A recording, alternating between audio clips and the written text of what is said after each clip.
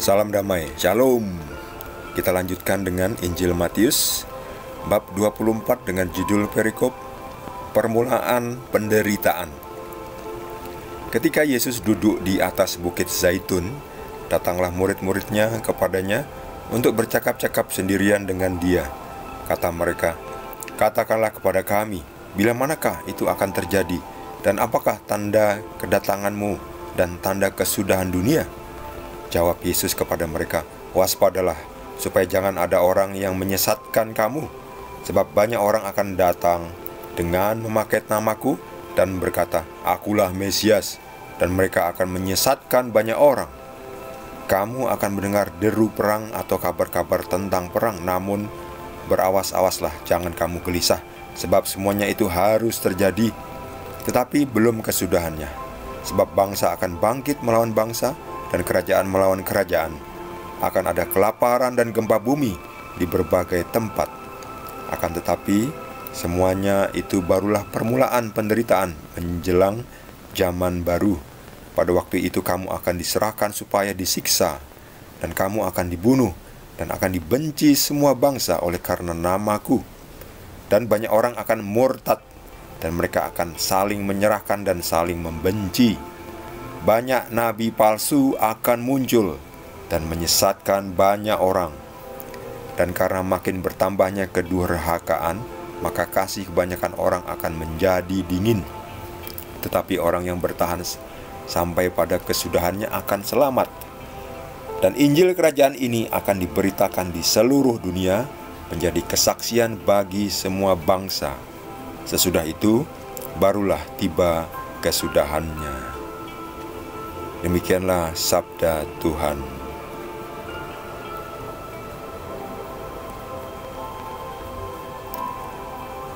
Yesus memberitahu murid-muridnya tentang segala sesuatu yang akan terjadi setelah Tuhan Yesus, setelah Yesus nanti. Murid-muridnya bertanya tentang tanda-tanda akhir dunia atau hari kiamat. Orang-orang itu senang ketika berbicara soal hari kiamat. Orang ingin tahu kapan itu kiamat. Ada beberapa kelompok yang pernah menafsirkan tanggalnya, lalu mereka siap-siap mati.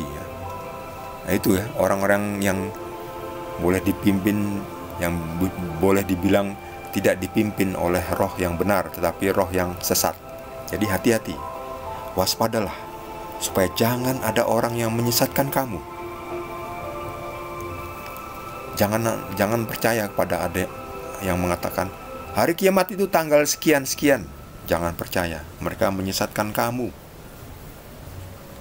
Tuhan Yesus tidak memberitahukan kapan hari kiamat. Walaupun Tuhan Yesus tahu, Tuhan Yesus tidak memberitahukan. Sebab untuk apa?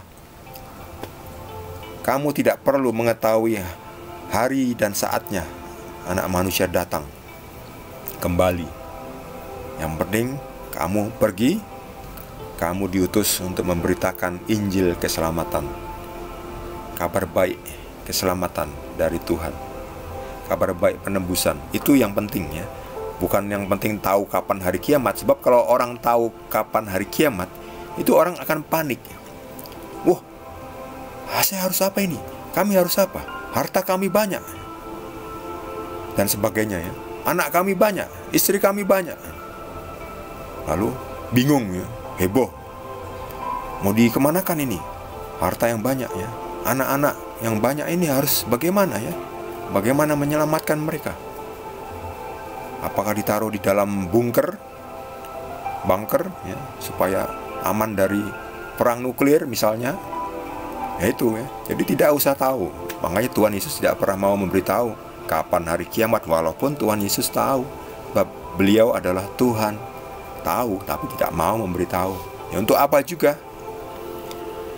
Kamu tidak perlu tahu Yang penting kamu waspada, supaya jangan ada orang yang menyesatkan.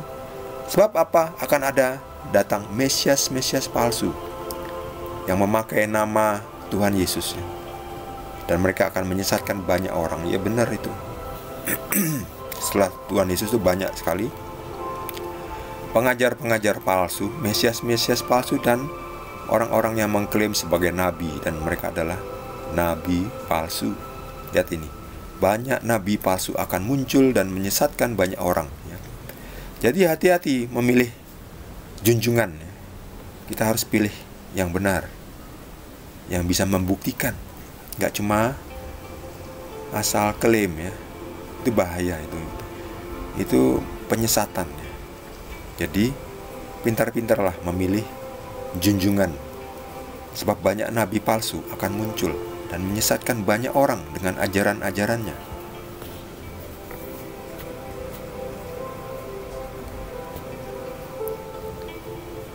Bangsa akan bangkit melawan bangsa.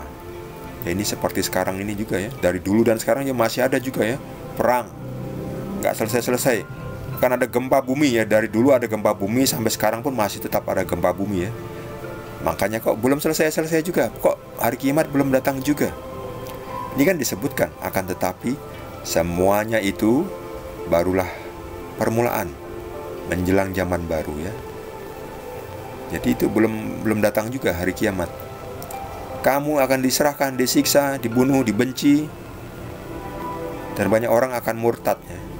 Murtad ini dalam arti meninggalkan ajaran Tuhan Yesus, meninggalkan Yesus, dan mengikuti nabi-nabi palsu. Ya, hati-hati makanya.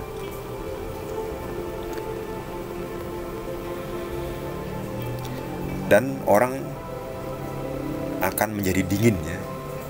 Kasih kebanyakan orang akan menjadi dingin. Artinya orang akan tidak peduli. Karena makin banyaknya kekacauan di dunia ini, orang akhirnya makin tidak peduli ya. Wah, makin heboh, makin parah keadaannya. Orang akhirnya hanya mencari selamatnya sendiri ya. Gak peduli dengan orang lain. Orang lain yang butuh pertolongan ya. Jadi kasih kebanyakan orang akan menjadi dingin. Yesus mengatakan, bertahanlah, sebab orang yang bertahan sampai pada kesudahannya akan selamat. Bertahan bagaimana? Bertahan memikul salib, bertahan setia di jalan Tuhan Yesus. Sebab Yesus adalah jalan, kebenaran, dan hidup. Siapa yang mengikuti Tuhan Yesus menemukan jalan yang benar menuju hidup yang kekal. Jadi bertahan. Kita bertahan mengikuti Yesus, walaupun memikul salib itu kadang terasa berat, kadang terasa sangat berat, tapi tetap setia ya. Walaupun berat ya, tetap kita jalan ya, jangan berhenti, supaya kita bisa sampai kepada tujuan kita, yaitu hidup bersama Tuhan Yesus di rumahnya di surga.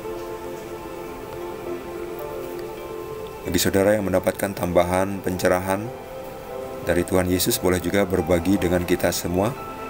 Atau mungkin ada yang mau bertanya, yang belum subscribe, jangan lupa di subscribe dan juga di like. Kita akan lanjutkan dengan perikop berikutnya dari Injil Matius. Terima kasih. Tuhan Yesus berkati kita semua. Puji Tuhan.